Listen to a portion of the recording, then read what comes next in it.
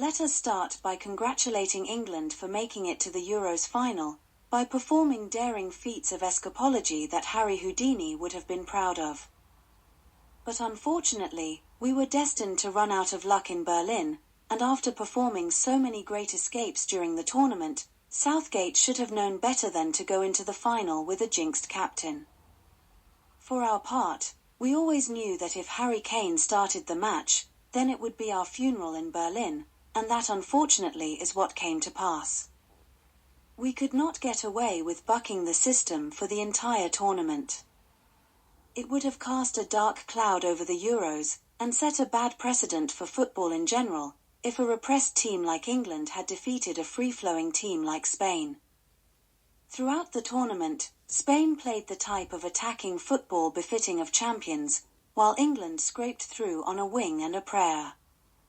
But before going further to make our case for why a Harry Kane start meant the end of England in Berlin, we invite those of you who haven't yet done so to like, comment, share, subscribe, and click the notification icon to be notified when the next video is uploaded.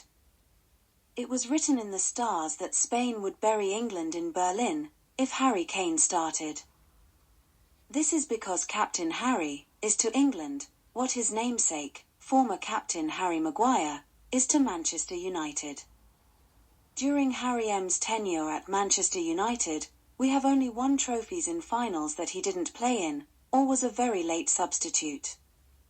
And going into the Euro final, with a trophy jinxed and underperforming Harry Kane, was one escape trick too many. But the men in grey suits are so concerned about how dropping the captain affects their bottom line, that they resist doing this even when the football reasons are plain for all to see. As a Manchester United supporter, I have lost count of the number of matches in which defensive blunders by Harry M cost the team dear. Maguire's defensive frailties are so legendary that they have even been memorialized in music and on YouTube.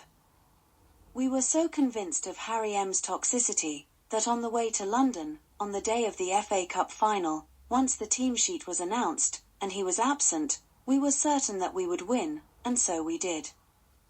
By the same token, we were certain that seeing as he hadn't made it to Berlin, we would make it to the final, and so we did.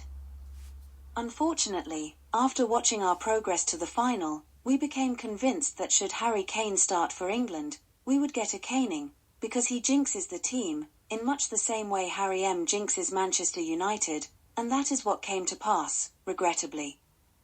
Harry M was an 88th minute substitute in the final of the only other trophy that we have won since he arrived at the club. And he only came on after we were 2 goals up with 2 minutes left. Of course, we went on to play other matches last season, where we conceded 2 goals in less time, notably in the Premier League match at Stamford Bridge, where we conceded 2 goals in 1 minute, to lose the match, with 2 minutes left of added on time. You know who played the whole of the match? Yes, it was Harry Maguire, who after having been stripped of his captaincy was battling to keep his place at the club. What is one to do? It is not easy being a football supporter. Are you concerned that you might jinx it this year? Well, I've just got a very unfortunate record with going to games anyway, so whatever I do doesn't matter. So, a bit nervous now, but what do you predict? Because Gareth Southgate's saying this isn't a fairy tale, but you can dream. Oh, we're dreaming, and Ollie Watkins is going to get the winner, and we're going to be singing in the streets of Berlin tonight. Rory, thank you. Harry Kane, on the other hand, is famously trophyless. Many blamed his trophy-less years in England on the quality of his teammates at Spurs, so he moved to the perennial trophy winners and defending champions at Bayern Munich in Germany last year, where lo and behold he was the season's top goalscorer, but they didn't win any trophies. It is what it is. Harry Kane came into the Euros as the leading goalscorer in Germany, but he did not do much leading as England captain. Jude Bellingham was more of a captain for England in the first half of the first match against Serbia than Harry Kane has ever been.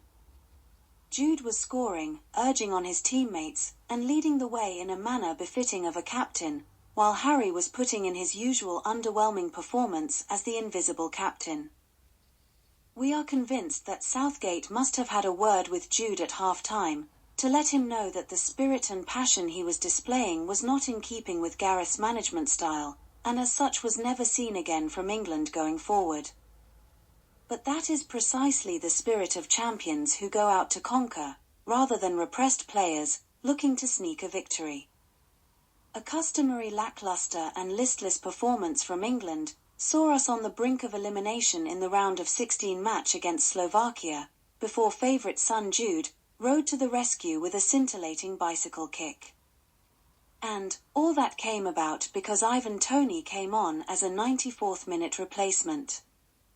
We have never seen any match in which you could pick Kane out as the captain if you didn't know who he was. You didn't need an armband to tell you that Roy Keane was the captain back in the day. We never saw Harry Kane commanding or motivating his teammates during any match. He never looked threatening during the semi-final, and we were very fortunate that VAR came to the rescue.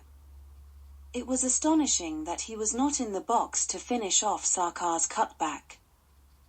He never produced anything resembling the energy and movement that his replacements kept showing throughout the tournament, and it was inevitable that Ollie Watkins's energy and movement would yield dividend. Any suggestion that we would have been able to keep the free-flowing Spaniards from scoring is just laughable. And there is no disputing the fact that our goal threat, which was blunted with Harry, was sharpened by any other player. We needed to carry our own threat into the match, as we did in the first half against Serbia, so the Spaniards would have something to think about, rather than giving them the freedom to express themselves freely in Berlin. Every time Harry Kane was substituted, the team came alive, so why the hell did he start, and why the blazes is he captain? This is the same problem that Manchester United had with Harry M. For some reason, certain captains are treated as sacred cows, who can't be touched no matter what. Who are kept in position for non-footballing reasons. It took forever for Manchester United to take the captaincy off Harry M, and it is taking England even longer to take it off Harry Kane. Commentator after commentator, and pundit after pundit, skirted around the issue match after match. A few outspoken ones would go as far as to question Harry Kane's movement and contribution, but fall short of calling for him to be dropped. It is a sign of how bad Harry has been, that the media headlines were filled with cries for him to be dropped in the run-up to the final. Can you just imagine what kind of impact that would have had on the manager and the team? Not exactly the best preparation going into the final against free-scoring Spain. But scraping past the Netherlands in the dying minutes when we could have finished them off much earlier, with more energetic strikers, resulted in the fervent calls for Harry Kane to be dropped. However, the FA propaganda machine quickly sprang into action, and many of Harry Kane's critics in the media started moderating their criticisms, so that their bosses could maximize monetizing the public optimism. Everybody knows that England carry more threat without Harry Kane, in much the same way as everyone knows that Manchester United are more solid defensively without Harry Maguire. If England want to go from being perennial also-rans to champions, then they need to do away with sacred captains like Manchester United had to. The Spanish team at the Euro 2024 tournament carried on from where they went out of the previous Euro 2020, at the semi-final to Italy on penalties. They have continued to play the same kind of free-flowing attacking football, but sharpened up to become more clinical in front of goal.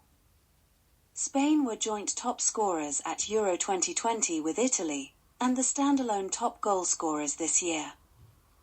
Only 3 of their starting players from 2021 have made it as starters in 2024.